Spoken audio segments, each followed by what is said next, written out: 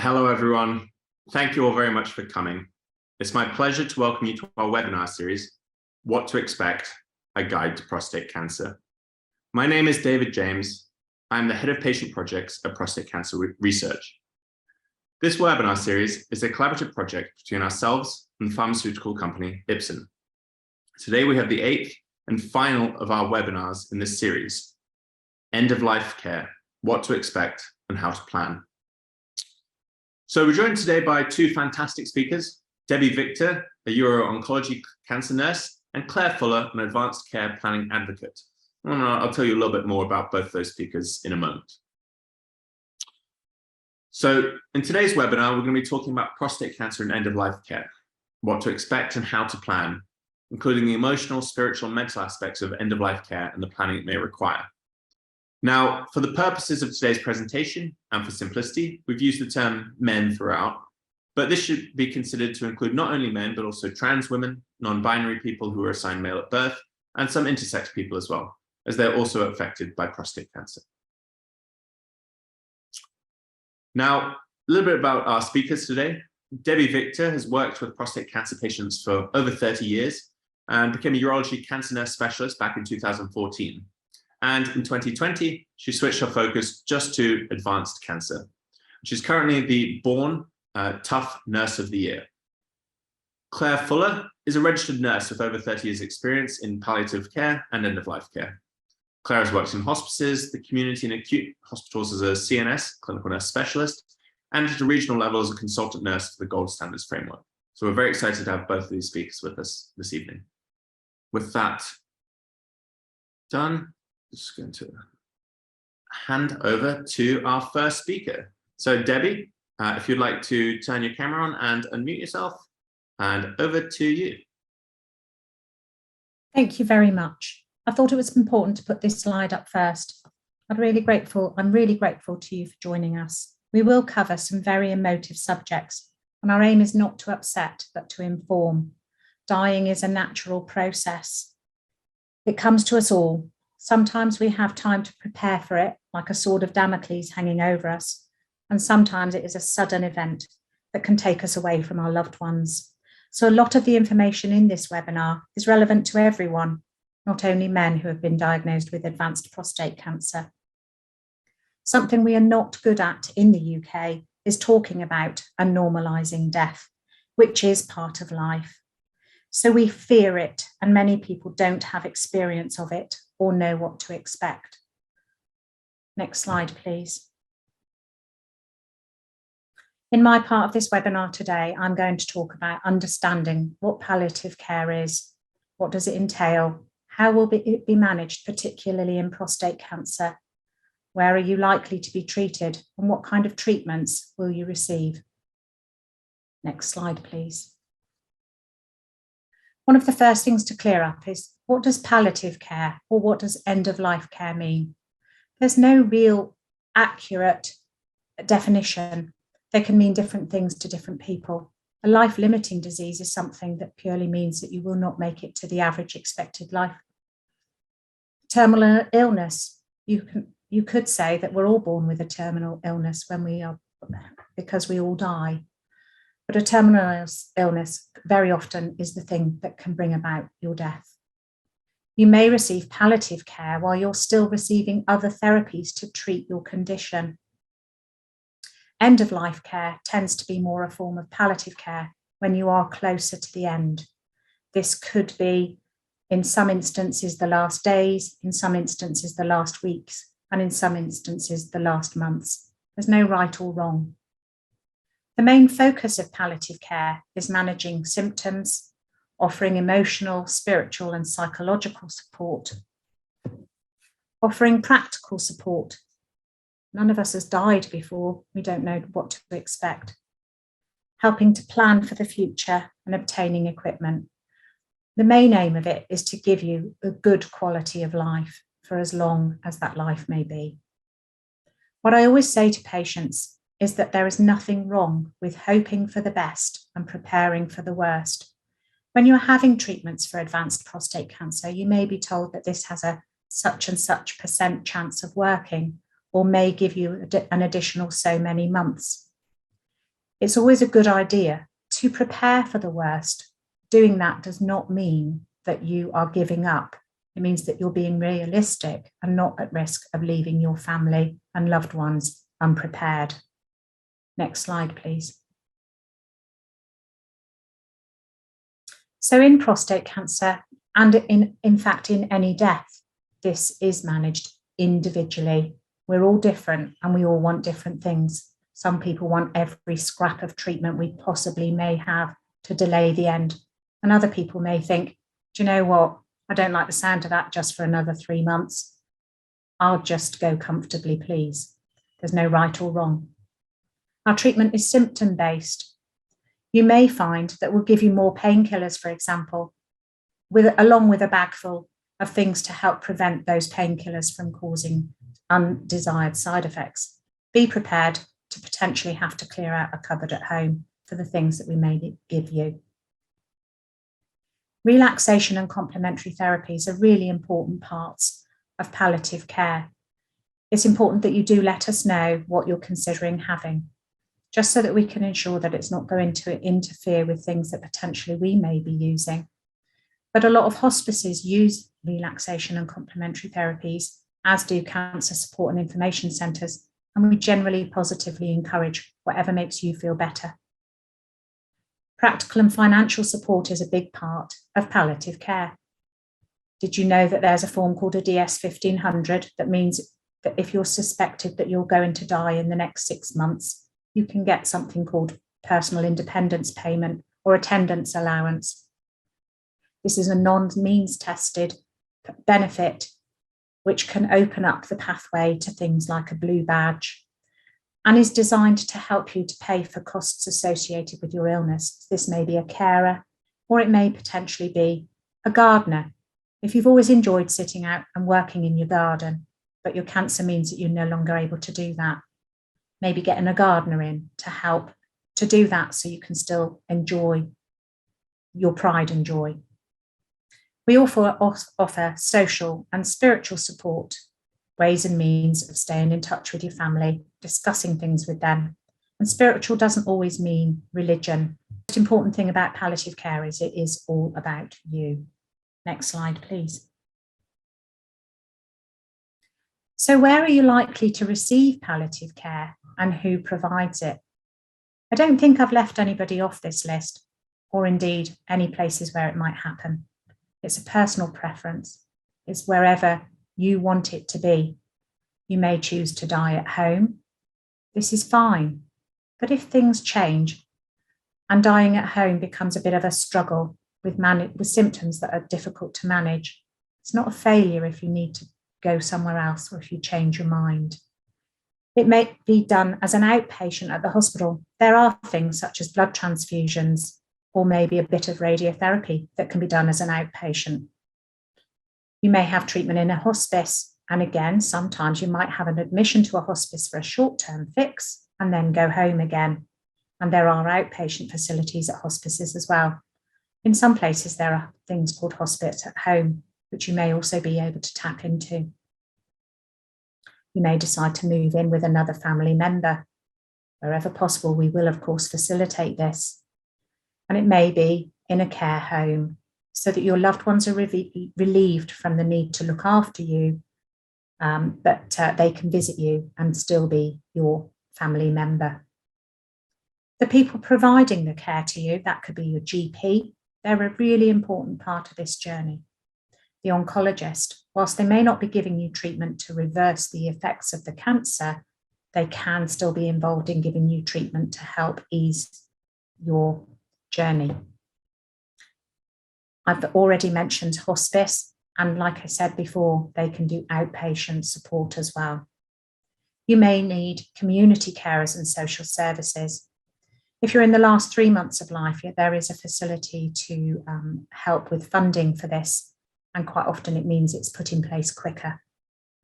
There may be community nurses coming out to look after you, a palliative care nurse specialist within the community who helps manage complex symptoms. Your cancer nurse specialist, who has hopefully been a part of your journey for a very long time, is also still available to you. The hospice the Macmillan Service, Marie Curie. There are nurses in various places. There's also telephone and internet help from these people. The physiotherapist might see you, help you to maintain your mobility, help with exercises that can help to reduce pain. They can do this at home. The lymphedema specialist may see you. That might be in an outpatient at hospital, at hospice, or again in your own home. Occupational therapists are involved in giving you things such as perching stools when you find it difficult to stand for any length of time, so that you can still have your wash in the morning, or perhaps help with the dishes at the end of a meal. The occupational therapist can bring equipment to make life easier. Counselling services are available.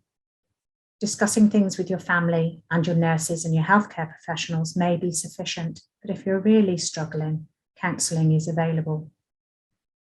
As cancer progresses, it can suppress your appetite, make food choices difficult, can also make your tastes change. So sometimes we may involve a dietitian just to see if we can help your quality of life be a bit better. And don't forget the very important family and friends and volunteers. Don't be afraid to ask friends to do things for you when they come round. Next slide, please. I'm now going to talk about the big picture, or the possible disease trajectory. As healthcare professionals that are involved with prostate cancer, your nurse specialist or your oncologist are very likely to know how your disease is likely to progress and how you're likely to be. Here I am going to summarise some of those things. Again, my intention is not to upset, but to inform. This picture demonstrates bone metastasis from prostate cancer. So what might happen is bone pain. It's not a normal ache or pain that you get after digging in the garden. It can be like a toothache in a bone that gets worse. We use pain relief, and sometimes we need to use things that help with nerve pain because bone pain can press on the nerve. Sometimes we use radiotherapy, even in a palliative setting. Lymphedema. I mentioned the lymphedema specialist. The other place that prostate cancer likes to go is in the lymph nodes. There's no heart to pump the lymph around the body. It's very dependent on the flow of blood. And if you become less mobile, or if you have cancer blocking a lymph node, gravity is your worst enemy. Tissues can become soggy with fluid collecting and become heavy. So we use the lymphedema stockings and massage to encourage the lymph to go where it needs to go. This is usually the legs, and we encourage you to elevate them when you are sitting above the level of the heart, ideally. Unfortunately, with prostate cancer, it can also cause this tissues to become fluid-filled in the penis and scrotum. There are also things that we can do for that, and it's best to let us know sooner rather than later, before the skin starts to become broken and sore. Metastatic spinal cord compression is an oncological emergency. The cancer in the bones of the spine can start to creep into the spinal canal and pinch the cord. This is usually indicated by back pain spreading down to your legs that feels like pins and needles, or patches of numbness in the limbs. It could be the arms. It could be like a belt around the middle of your chest, starting at the back. It's important that you let us know about anything like this, as we can quite quickly treat it with steroids and radiotherapy. But the longer you leave it, the worse the potential damage to the nerves, and it may not be reversible. Kidney failure can occur. The tubes that drain the kidneys come into the bottom of the bladder, just above the prostate.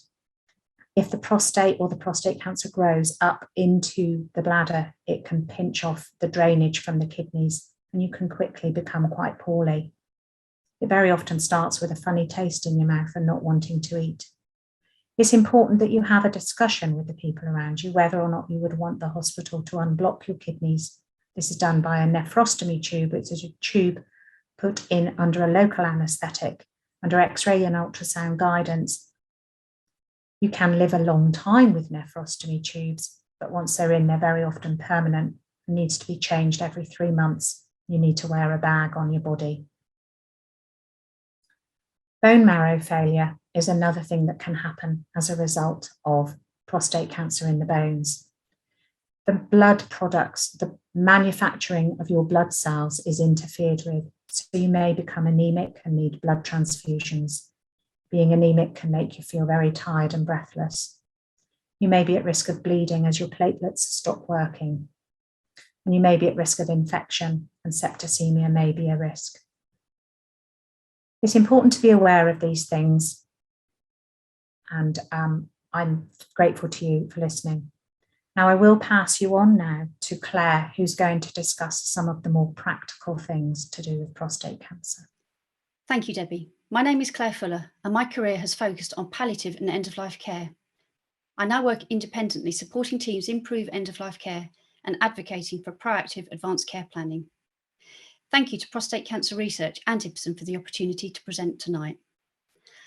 I'm going to be talking about advanced care planning, what we mean by ordinary dying, and care in the last days of life. I recognise that these are emotive subjects, and thank you for listening to something that so often isn't talked about. So advanced care planning, what's in a name? You'll find lots of definitions, and each area will have a different framework or a form. But what's important to remember is that advanced care planning isn't about the forms, it's about conversations, and it's an ongoing process throughout all of our lives. In essence, advanced care planning is about planning now for what you may want in the future. Very broadly, advanced care planning can be grouped into 4 themes: what you do want, what you don't want, who would speak for you if you ever lost the capacity to speak for yourself, and your legacy. I'm going to talk through each of these on the next slides. Next slide, please. Starting with what you do want.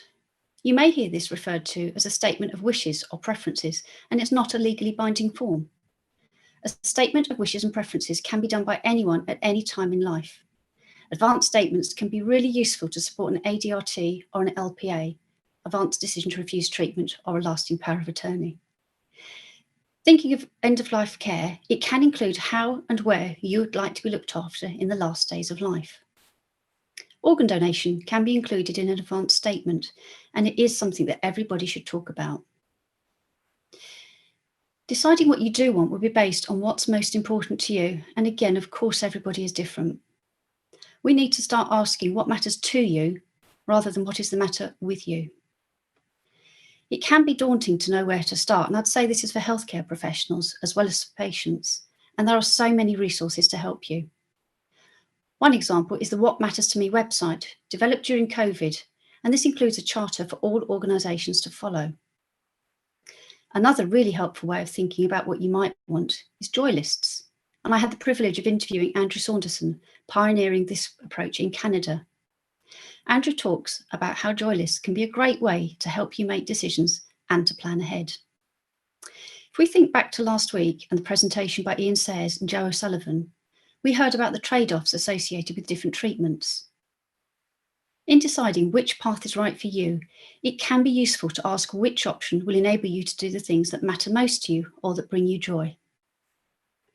Next slide, please. What you don't want in advance is an important part of advanced care planning in end of life, but again, it's something that can be considered at any stage.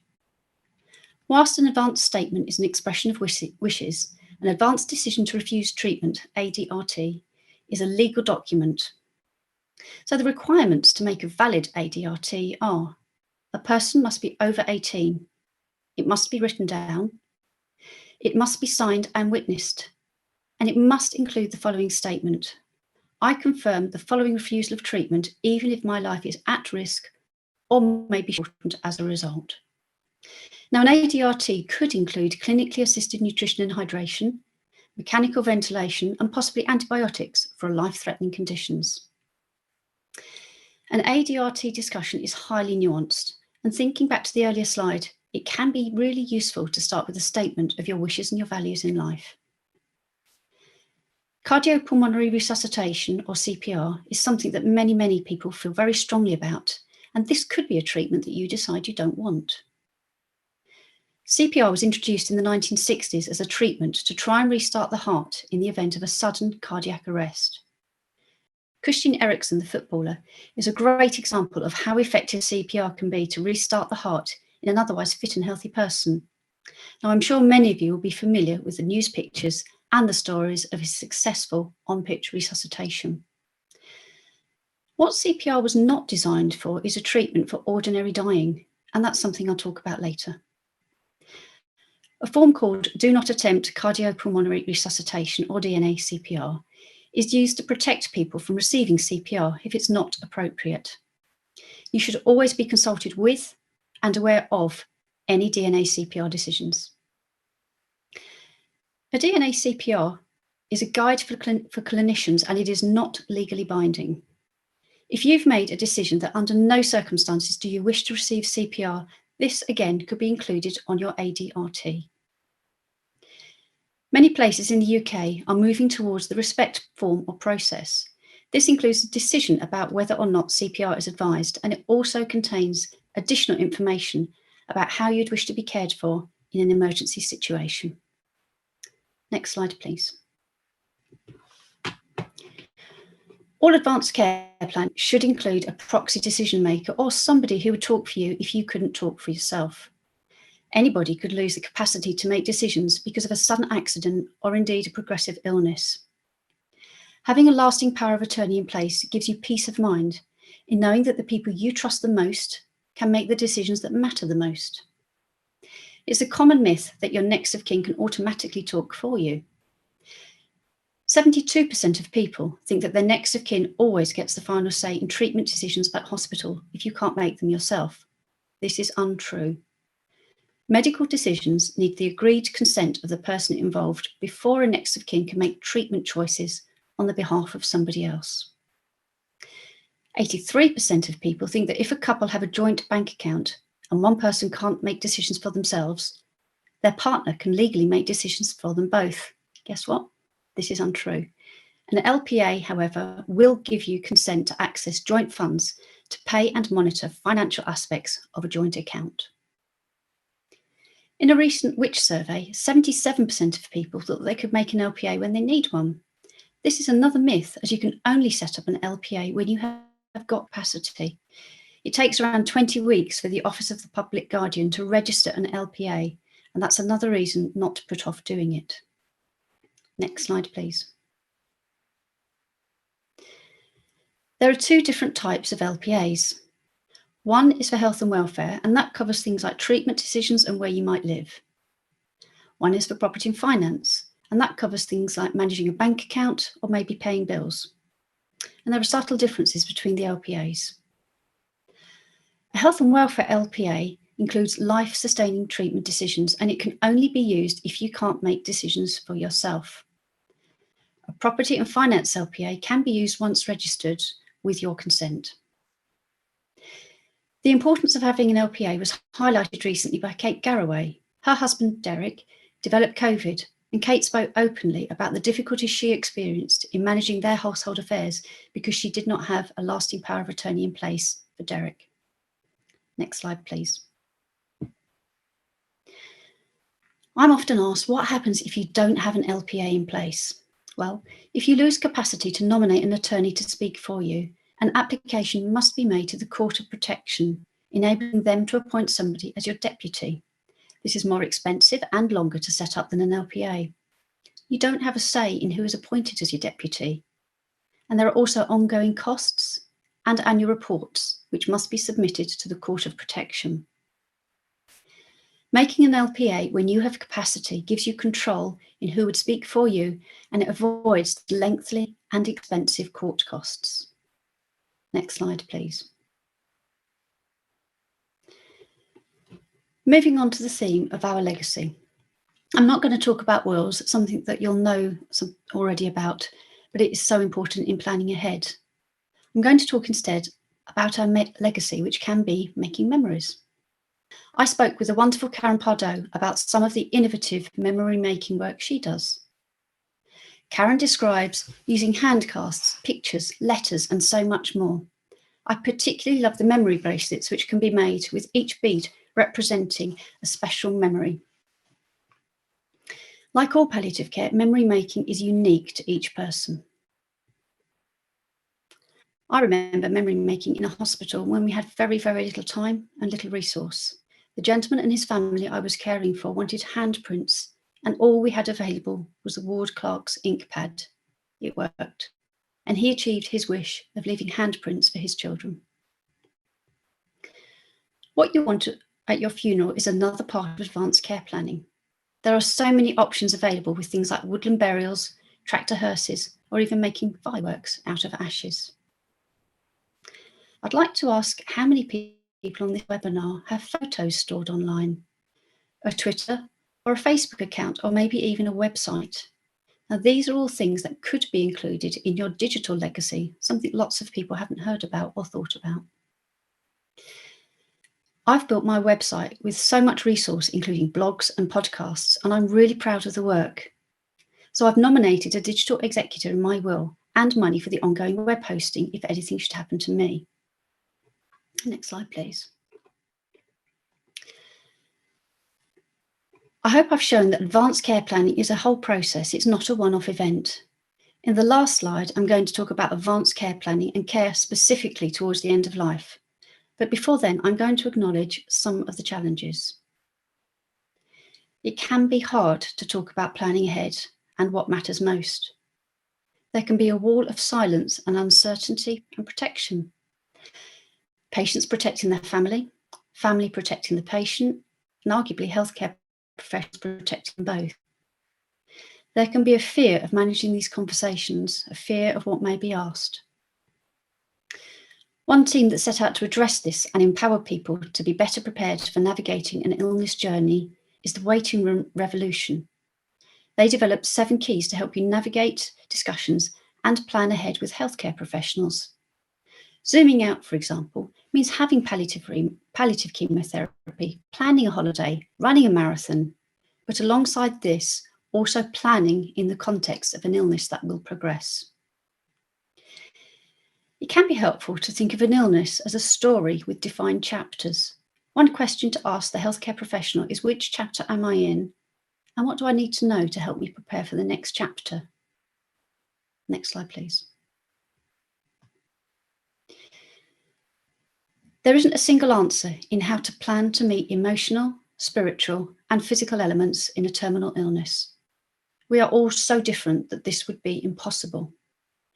But a palliative approach to care means that we look at the person as a whole. We consider physical, emotional, and spiritual elements as important and interlocking parts of care. A palliative approach means addressing any issue and maximising quality of life. There will be times when the specialist palliative care team is needed for complex symptoms, but a palliative approach to care is something that generalist teams do. Coming to terms with a terminal diagnosis means changing hope, not giving up hope. A hope for cure could move to a hope to manage symptoms in a way which enables the best quality of life. Emotional, spiritual, and mental health, these are best managed by sharing anything you are concerned about with the team looking after you. Use the support available. Don't be afraid of the words palliative care. It doesn't mean no care, and in some ways, it's the most intensive care you will ever receive. Living while dying is all about identifying what matters most to you, maximising quality of life and making plans. It's about taking that umbrella out in case of a rainy day and not being caught out in the rain. Next slide, please. I'm going to move on now to talk about the D word, or dying. By 2011, life expectancy at birth was almost double what it was in 1841. Since the NHS came into being in 1948, there's been a changing pattern in where people die, with most deaths now happening in a hospital environment, not at home. The arrival of antibiotics and immunisations is excellent, and it's contributed significantly to longer life expectancy. A side effect of all these changes is that we have lost the experience or wisdom of ordinary dying. People can reach late adulthood before there is any dying to be contended with in a family. Dying's become a medical failure in some ways, not a normal part of life. We use battle terminology like winning or losing a fight. We have replaced our intimate knowledge of ordinary dying with what we learn from the media, which is usually wildly inaccurate. Think about CPR on Holby or Casualty to last breath scenes in films. Next slide, please. So how do we replace this narrative of fear and not knowing? That's by talking about ordinary dying. I'm going to summarise now what happens in ordinary dying. Like birth, dying is a process, and we recognise the stages.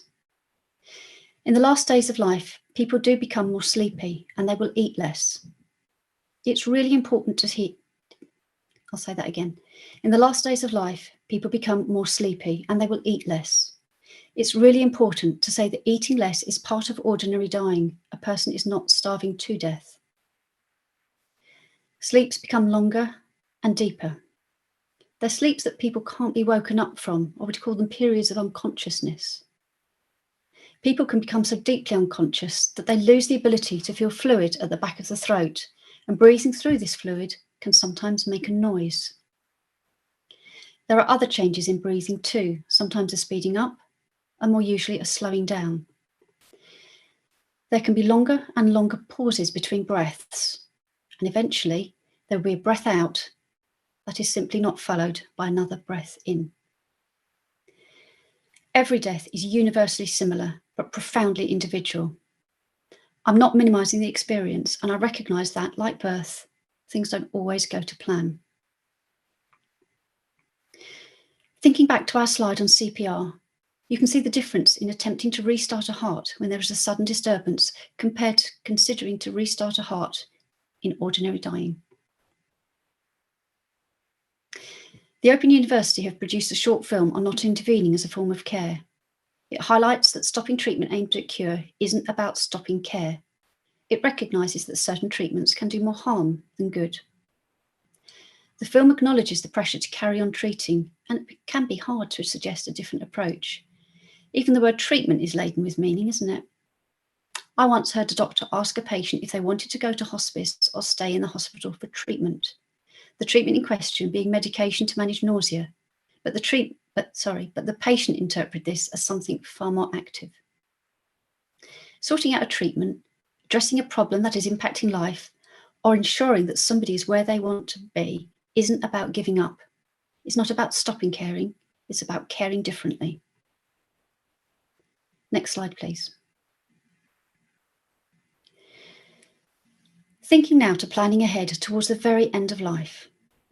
All that we have already discussed is relevant, but there are some other considerations, particularly if a person wishes to die at home.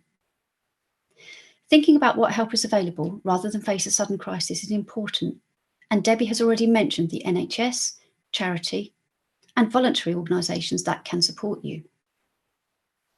Something called Fast Track CHC, continuing healthcare, is available for a person approaching the last few months of life. This can fund 24-hour care in a care home or support a care package at home. There are sadly regional variations in what is available. Don't underestimate the equipment needed, things like a bed, a special mattress, more sheets and towels than you can possibly ever imagine.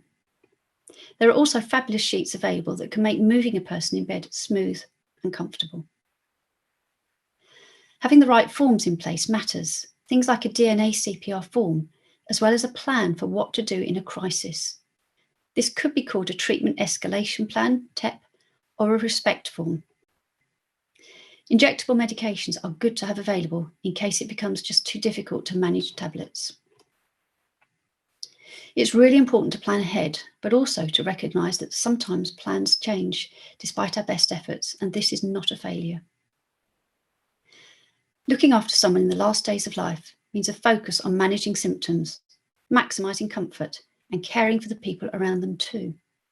As a carer, you can help with things like mouth care, washing if that's appropriate for you to do so, a hand massage, or simply being with the person you love.